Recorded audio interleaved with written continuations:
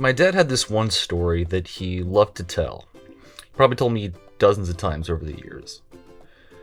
I was about 6 years old, and he was warning me about forming some sort of bad habit that I can't recall, but apparently I brushed off his warning and confidently told him, "Don't worry, Dad.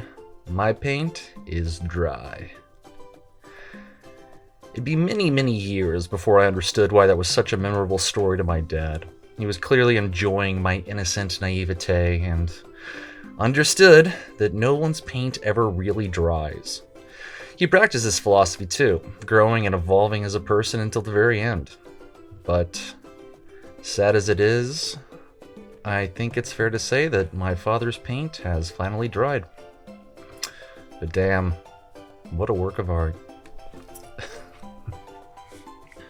My dad was never particularly forward or open when it came to talking to me or my sister about his life before we were born. Looking through his old pictures, I'd be willing to bet that's because a lot of his youthful misadventures weren't exactly compatible with the fatherly image he wanted us to have of him. It sure looks like he was no stranger to a good time, though he really had trouble settling on a look before we came along, huh?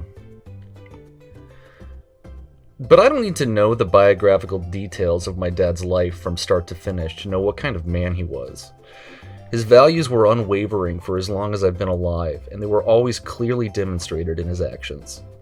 He was a good man, simply put. He had a strong sense of right and wrong, a distaste for needless conflict, a fearlessness towards necessary conflict. He was driven by a need to help his loved ones and those close to him, and he did everything he possibly could to ensure that his family was provided for as best as they could be. He developed my moral compass by leading by example, not by sitting me down and issuing commandments of what a person should be or do.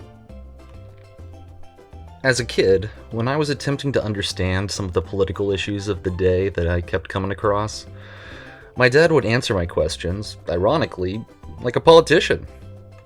A wishy-washy, non-committal response that gave away no hint of his own true opinion. Well, some people think, while others... I thought at the time that he just didn't want to talk about politics. But I know now that he wanted me to learn how to analyze things on my own and develop my own thoughts and opinions. He was smart enough to know that he didn't actually have any of the answers. Not only did this allow me to always feel accepted by him as I stumbled through life trying to find my own sense of self, but it better equipped me for navigating a world that my father never could have possibly conceived of. My dad had no adages or warnings or sayings about the advent of the internet or social media or artificial intelligence. And if he did, they would have been useless, seeing as how we barely understood any of those things. Knowledge is power, but the knowledge that's most powerful changes from generation to generation, from day to day. Wisdom, though, wisdom is evergreen, and my father planted a whole damn forest of his wisdom. A wisdom that let me see that whole forest, not just the trees. This wisdom gave him a sense of perspective that made him far more resilient to negativity compared to the average person. He never let himself get upset or angry if let it go was a viable option. A real live and let live type.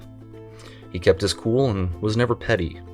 He was grateful for the life he had, and he rarely let himself forget that. And when you're not being dragged down by negativity, it's a whole lot easier to be positive. And anybody who knows Dennis knows how quick he was with a joke or a smile. The cheesy dad joke gets a bad rap sometimes, but the act of joke telling, no matter the dairy content, can only come from one place: a desire to spread joy.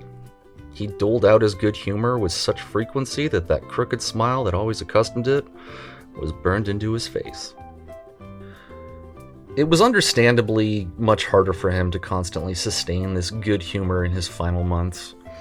He was only human after all, but I was so very impressed with how easily and frequently he laughed until the very end. That there was a man who knew how to stay positive. My dad loved to joke at his own expense about being old. I once told him he wasn't old, not by my definition at least. I elaborated, "You're not really old until your kid has to leave work because you fell." He'd laugh. Well, he did have a bit of a fall last year, and I'm proud to say that I did not need to leave work. He took it like a champ, so still not old. But my dad lived over 73 years, and based on what I was there to see and what I can see in pictures, he really did live. I'm gonna miss that smile so much, and it really does hurt that I had to say goodbye to him so early in my life. But 73 is nothing to scoff at. He took his sweet time to start a family, which didn't give us as much time together as I'd have liked, but he needed to take that time before my sister and I came along to pick up all that wisdom I so cherished him for. My father lived a full life, a happy life, and he accomplished all he set out to do.